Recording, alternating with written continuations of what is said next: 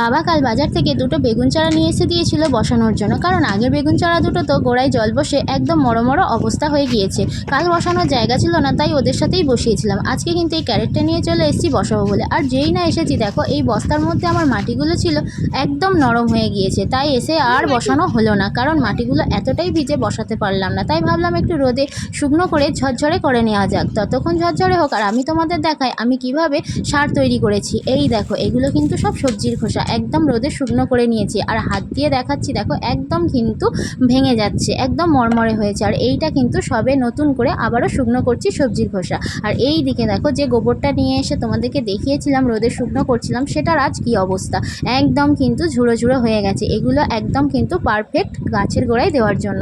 তোমরাও পারলে এইভাবে কিন্তু গোবর নিয়ে এসে সার করে নিতে পারো। এটাকে কিন্তু অবশ্যই আমি গাছের গোড়ায় দেবো, তোমাদের সাথে সে ভিডিও শেয়ার করব। আর এই দিকে দেখো সেই যে গাছ পড়ে আমার ড্রাগন ফলের গাছটা ভেঙে গেছিল, সেটার আজ কি অবস্থা। এইভাবে কিন্তু বেঁধে দিয়েছিলাম, সেটা কিন্তু আজকে কতটা বড় হয়েছে। তো চলো দেখা হচ্ছে কিন্তু নেক্সট ভিডিওতে বেগুন গাছের চারা বসাবো, এই ভিডিও তোমাদের সাথে অবশ্যই শেয়ার করব।